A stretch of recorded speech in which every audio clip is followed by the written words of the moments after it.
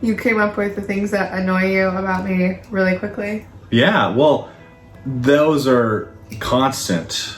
Oh. No. Oh. We're getting a divorce.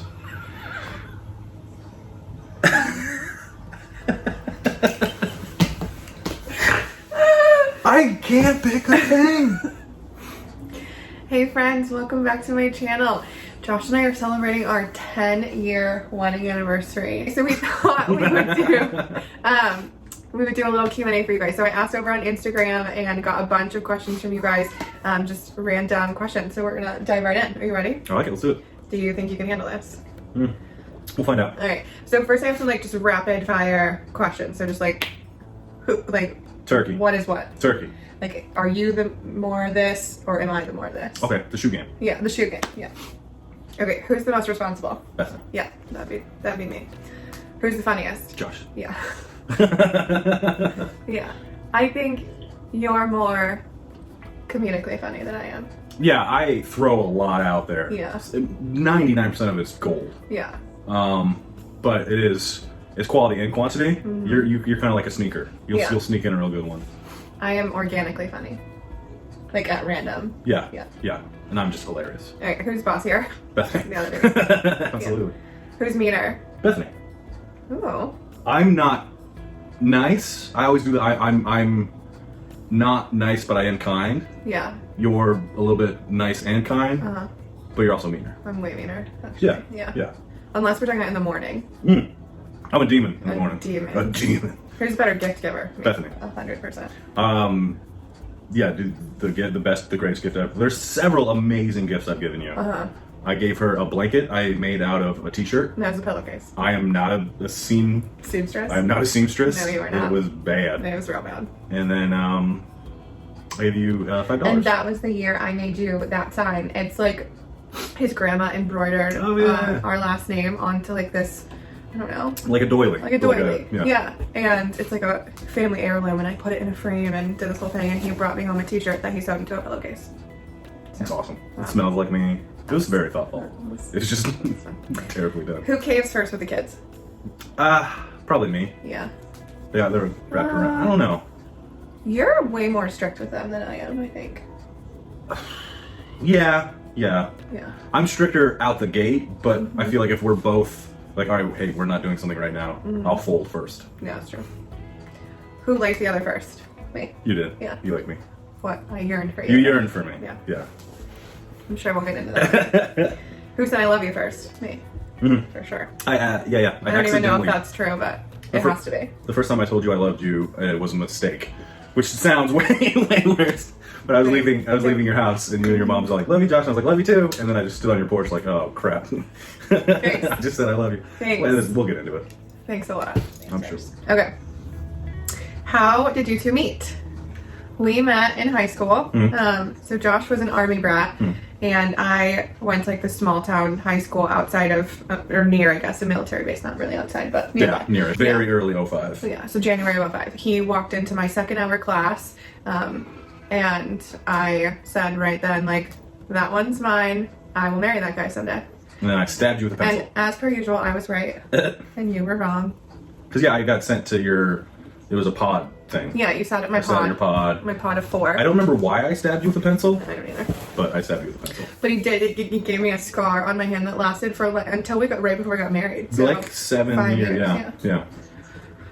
So yeah, we met in high school, and then I instantly liked Josh, and it could have been because he was something new. Like, I was in a very small school with very few people, and I had my curly hair and my leather jacket. yeah, he walked in with his curly hair and his dark eyes and his leather jacket, and so like I made friends with him, and I lived right across the street from my high school, so he spent all of his time at my house, and we were best friends. Yeah, all throughout high school. Yeah, you got me a job. Yeah. And The first then of we many. spent like the first of many. And then we spent every second together. Never dated. Nope. Until against my will. Right. Yeah, we would have dated. If it was up to me. If it was up to you. Yeah. And then you left for college, and then we started dating. Yeah, well, so if we rewind a little bit, the part that Josh always likes to omit. So I told Josh that I liked him, because again, we were in high school and stupid. And I like you, like you. I like you. And he told me, oh, you're like my sister. Which was a lie. He friend zoned me. I friend zoned her. I was, I'm still a little selfish. Yeah. But I was very selfish in high school, and I liked her. I enjoyed spending time with her. He liked me. I liked her. And I knew if we dated, it wouldn't last. And so I'm a pessimist. Yeah. So and then I thought, I was like, oh, the nice way to let her down. Tell her you're like my sister. Which was bad. It was a bad idea. so bad. I'm still not over it. It's been 15 years. Yeah, kids are... It's been 15 years since then. 2005, yeah. I'm still not over it. Okay, so this question kind of like directly follows that one. How did you two start dating after you realized I wasn't like your sister? And I like you, like you? Yeah. Yeah. So I never asked you out. I never did anything until I proposed to you. No. We just started living together. Yeah. Josh decided he wanted to leave. He wanted to move to where I was, which I was like, fine, we'll get an apartment. So I found us a 2-bedroom apartment, had 2 bedrooms, 2 bathrooms, the whole thing. And this guy shows up with a U-Haul without a bed. No bed. I was like, well, where are you going to sleep? And he was like, with you. Duh. That is how we started dating. We were dating because... Were we? I don't think so. Because in your college, you made me watch 700 seasons of America's Next Top Model. Yeah. We shared a bed for... But I was in college. I had one twin size bed. It's not like a hotel. I can't order in another bed. Right, but then I couldn't just kick Shantae out and be like, hi, you're not invited anymore. Go somewhere for the weekend. I think of it as dating. Okay. Without ever asking you out. It was not. I knew. Official like a referee whistle. It was flipped. It was the first, like, you in 10th grade, you knew that we were going to spend the rest of our lives together. Yeah. In 2006 and 7, yeah. I knew from Halloween 2006 on. That's when we started. Yeah, so that was in March of 07 when you moved in. Yeah, March. Yeah, it took a while. Without a bed. It worked out. I stand by that move. We still only have one bed. Yeah, it's frugal. It's So how did Josh propose? So fast forward 2 years. So we lived together for 2 years. So that was March of 07. So it wasn't until May of 09 that we got engaged. So we moved out of our apartment. We moved into like a rental house. I love that house, yeah. And just moved into the house because we were having like a housewarming and your parents were coming and my parents were coming. Yeah. And I think you planned it that way. And so it was like they were coming on Saturday. And then on that Friday night, you were like, hey, go get dressed. I'm going to make you dinner, like a nice dinner. So I thought it would be really fancy. I went to Walmart and I found these like beautiful red plates. You got charger plates, like the ones that are decorative that you put under So I got this beautiful plate. She loved pasta. We love spaghetti. So I made her that like bake-in-a-box lasagna. Stouffer's lasagna. Class. Yeah. And very fancy. And so I put it on the plate. Yeah. And all of the plastic paint or whatever. She was eating lasagna with bits of plate attached to it. I'm surprised we lived to our wedding. Oh my god. And then he had my grandma's wedding set, and I think you said I wish I had done that. You said we've got a dog because his childhood dog had come to live with us because we were in a house now. We've got a dog. We've got a house. Want to make it official? Yeah, it was not a good line. And then I was like, yes, of course. And then we were engaged. Yeah, we were engaged for 2 years. Yeah, because we got engaged in May. What did it have been? It must have been 08. It had to have been because I remember it was 2-2. Well, I remember because we got married. Yeah, so we got married 2 years later. So 08, May of 08, we got engaged, May 24th. And then May 15th of 10, we got married. It was a long engagement. Yeah, it was. We were very poor. Yeah, we were. It took a while to be able to afford a wedding, and we did everything ourselves. Well, you did everything yourself. I made all the flower arrangements, and I would like wait for Hobby Lobby to have like a 50% off sale. So much hot glue guns and flowers. And it was nice though. Lace. It was nice. I wish it was a little different. Yeah. Our taste now is way.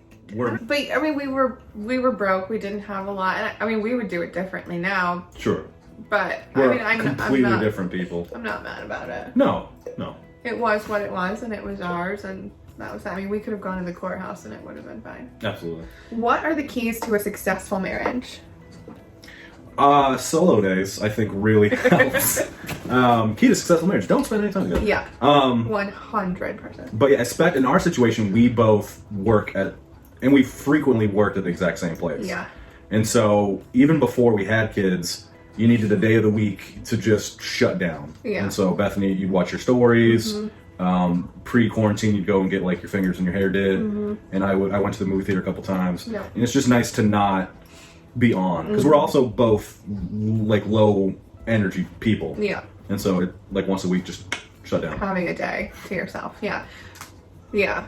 Absolutely. And then I also think, like the cliche stuff, communication, respect, and compromise. And there's something to be said, like, I don't know what you would classify it as, but like a yin yang. Like it can go too far. Like sometimes you'll enable my bad habits, and sometimes I'll enable your bad habits. But it just fits perfectly. Yeah, I think which I guess falls into communication and compromise. I mean, sometimes you have to give, and sometimes you have to take. Like it just, and you have to communicate about it. You have to communicate about what you want and what you need, and the other person has to be respectful enough of you to hear that and grant it if possible, or come to a compromise. And like the dumb things, like I hate cleaning cat boxes. Yeah. But you would rather, like... I hate it more. You hate it more. Yeah. So find something that the other person absolutely despises and do it for them. So I dust. So what is dusting? That's the dumbest... He doesn't believe in dusting. No, just... Good. Not good. Workshop was done. Not good. No. Yeah, and I think that's a good example. Go out of your way to, like, take a load off. And spend at least one night a week apart. And that'll keep you from not murdering each other. And then you can focus your energy and stuff on, like, actually liking the person. Yeah. Like the nice romantic, and I think that's important too. That's something you've always said. Like when we first worked together, Josh wouldn't say I love you. I would say it all the time, and he would always say I like you too, or I would say you're my favorite, and he would say I like you too. So it was always I like you, and for him, like is so much more important than love. Yeah.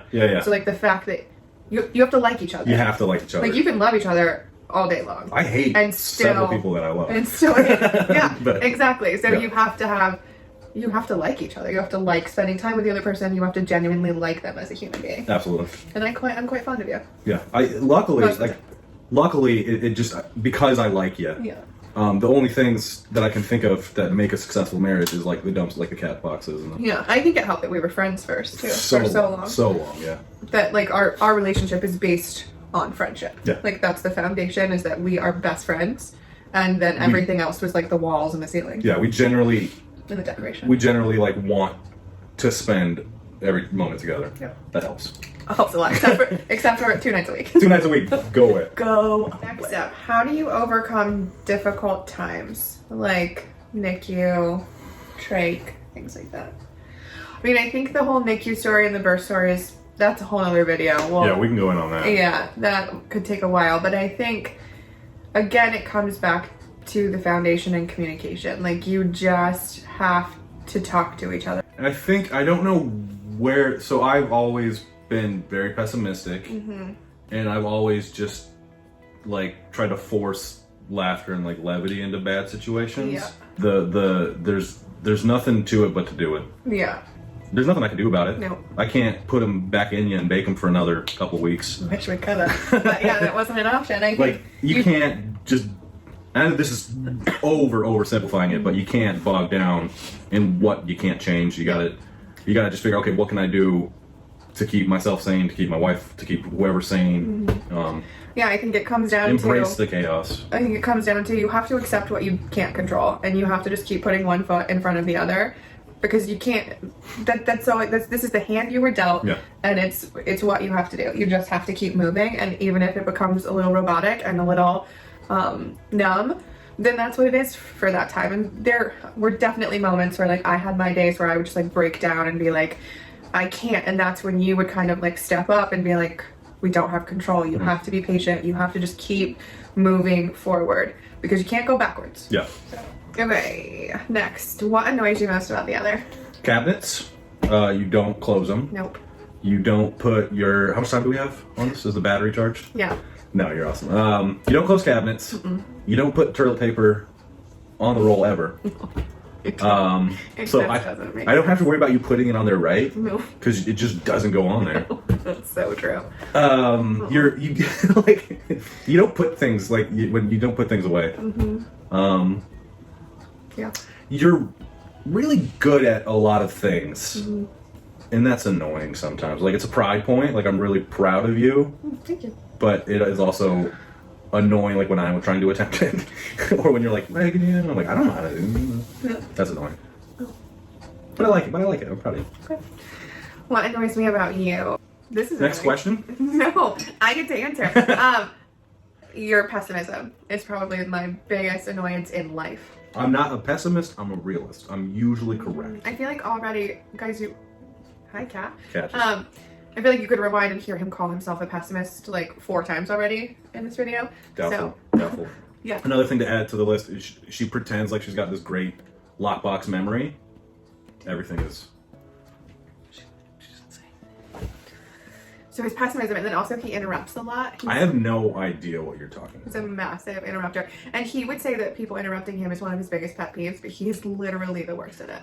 Use the internet. So a conversation is not one person monologuing at another person and then just waiting for the monologue. It's a give and take. It's a jump. If you're telling a story, you're like, hey, what kind of car was it? Was it and you jump in and you flesh out a story. It's but not. You were asking a question. What kind of car? That's a question. There's a question mark. It calls for pause and a response. No. Like sometimes I need to have a monologue. Gerald's having sometimes, but not every time. But sometimes I have a lot to tell you. And you want to just jump in and give me your opinion. No.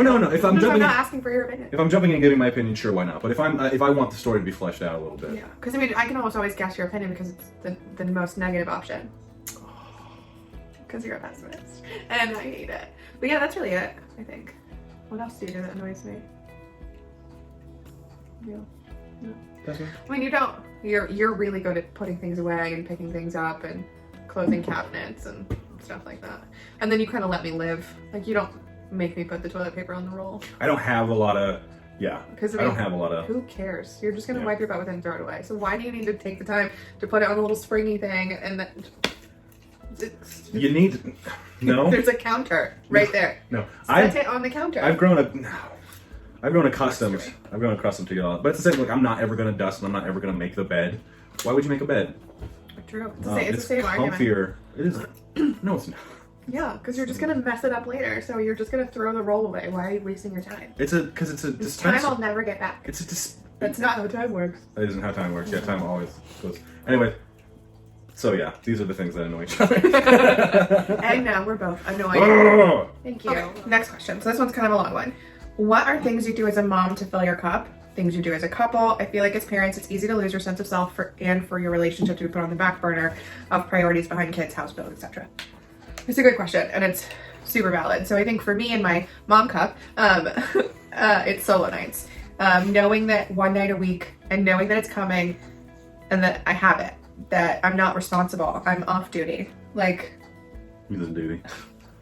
I'm married to a child. But knowing that I have that night where I don't have to cook, I don't have to clean, I don't have to change diapers, I don't have to do anything but take care of me.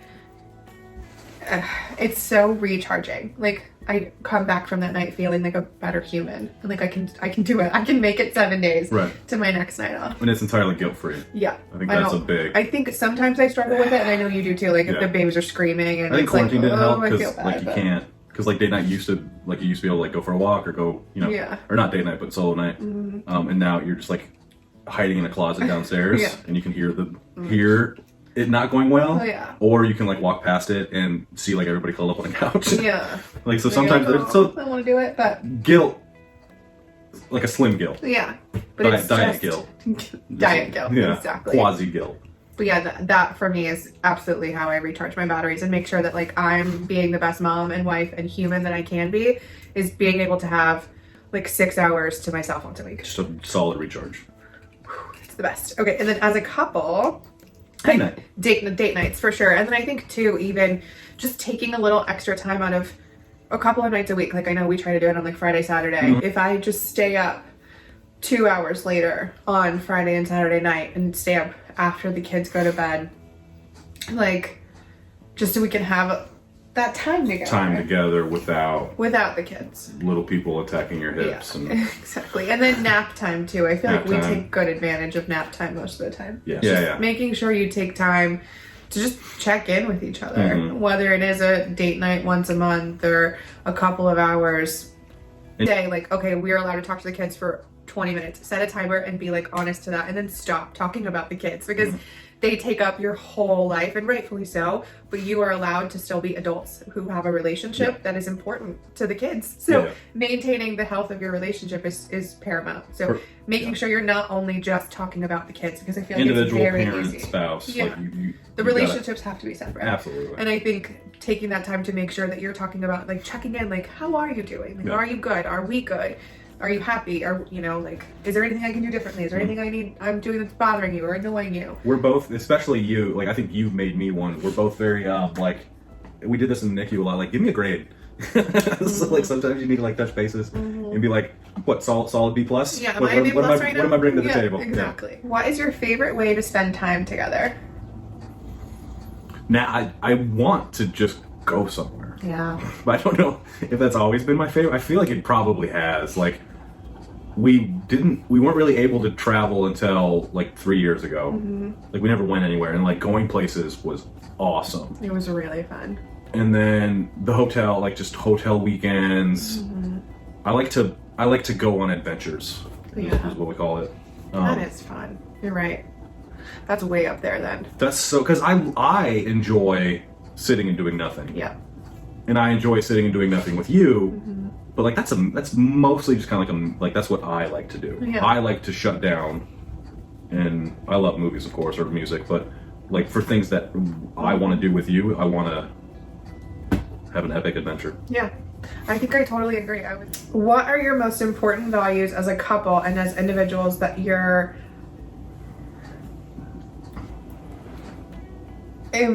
Imbuing in your boys? That's hard. Imbuing in your boys. What That's is imbuing? Like, Josh is also a smarter one. good looking too. And then modest. Have we covered that We yet? did. We talked about it. Have we talked about my... I assume imbuing means like giving or like passing bestowing down. a pun. Okay. Yes. A So Josh pun. is bestowing a pun. Josh is bestowing modesty upon our children. Yes. Excellent. For sure. But in reality, I want him to be goofy. okay. I think life is just funner if you're goofy. Yeah. I think for me the most important thing is kindness. Kindness is legit. That's like all I care about. I don't care if they're the best. I don't care if they're the worst. I don't care if they're the smartest, the fastest. I want them to be the kindest. Absolutely. The most kind to the most people, always. Yeah, and I hope it's easy for And them. genuine. Just a genuine kindness. I just want them to be good humans. Just be a good boy. Yep. Okay. What are your love languages? Josh's is quality time and mine is physical touch. Yeah. I'm so loved right now. This is a good time we're having. And then I think secondarily we're both acts of service. Yeah. Yep. That's that. That was an easy one. Okay. I guess there's just 3 ways to take a straight answer for that. Not really much explanation needed. Purple. What's your favorite thing about one another? Oh, wow. It took you a lot less time to come up with things that annoy you. I like Bethany. I don't know what my favorite thing about you is. I think my favorite thing about you is that you're like a genuinely good person. Thank you. Like, you're just a nice guy. Not on purpose. Like, accidentally, you're just a nice guy. And you're funny. And you're fun to hang out with. Yeah, I can't pick a thing. You came up with the things that annoy you about me really quickly. Yeah, well, those are constant. Oh. No. Oh, fuck, we're getting a divorce.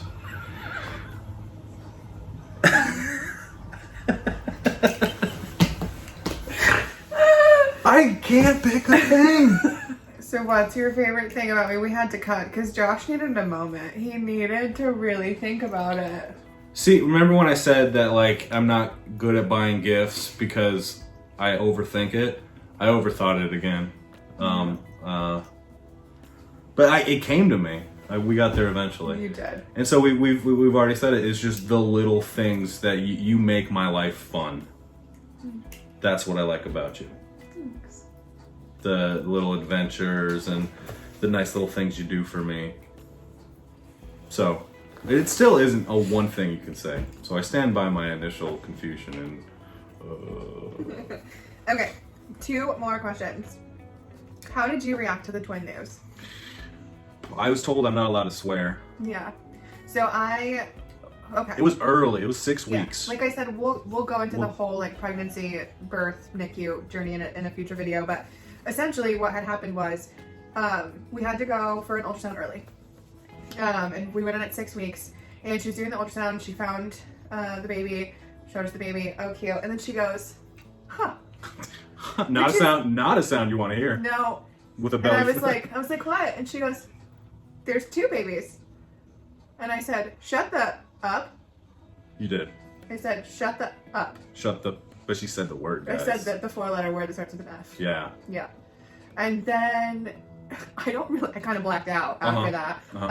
I said a lot. Luckily, nothing I said was out loud. Yeah. Mine was directly, like, it just fell out of my mouth in an instant without thought at all. Yeah. And then I blacked out for a little while, and then we were in the room, like, waiting for the doctor, because that was just, like, the ultrasound tech or whatever.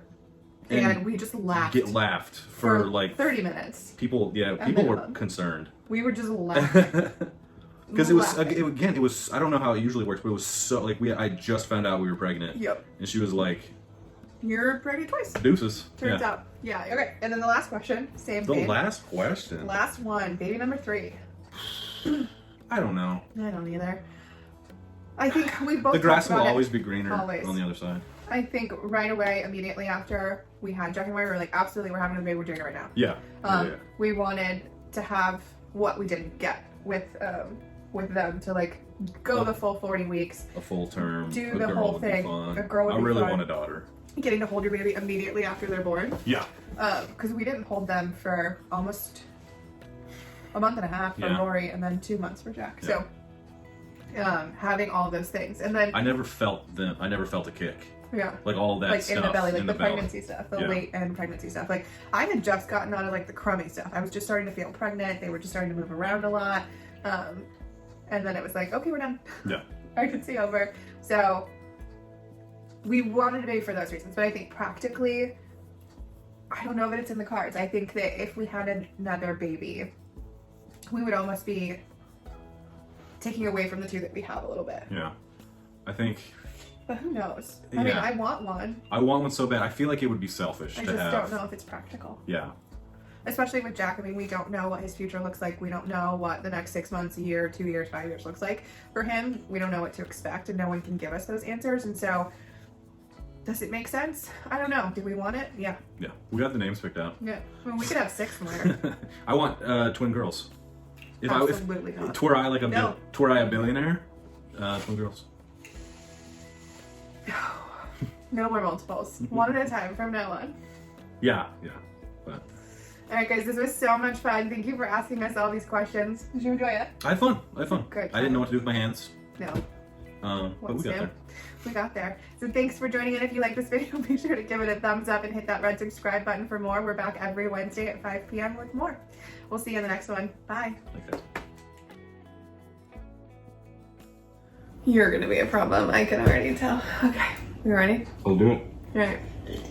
Hey friends, welcome back to my channel. Sorry. I was like sipping on my. I don't know what to do with my hands, so I drink. What do I do with my elbows? Exactly. And I think that's important. Yeah. Again, communication. Communicate. And then just like, boop. Yeah. Sure. That fills the cup. Yep. Cup full. I'm awesome. You're my modesty. Yeah. I'm too humble. Too humble. He's the humblest man Now, we now go live to Dave in the field. This is why they didn't let me in front of the camera in high school journalism. You're right. This is it. What's crack-a-lackin', cuzes? I still think. Hey, girl, what that thing do? Here's, but Is that just right here? no. That works. Can you hold it like that the whole time? We can make this like a survivor challenge. You can win immunity. Oh, you already lost. Oh, coronavirus. What? That's my face. Yeah, don't touch your face. So, No, that's so weird. There's just like a floating hand on my shoulder. I think I have a growth. hello. Is that weird? Just put it behind me. It's casual, right? Is this casual? So cash. Hi. The latest. Ah!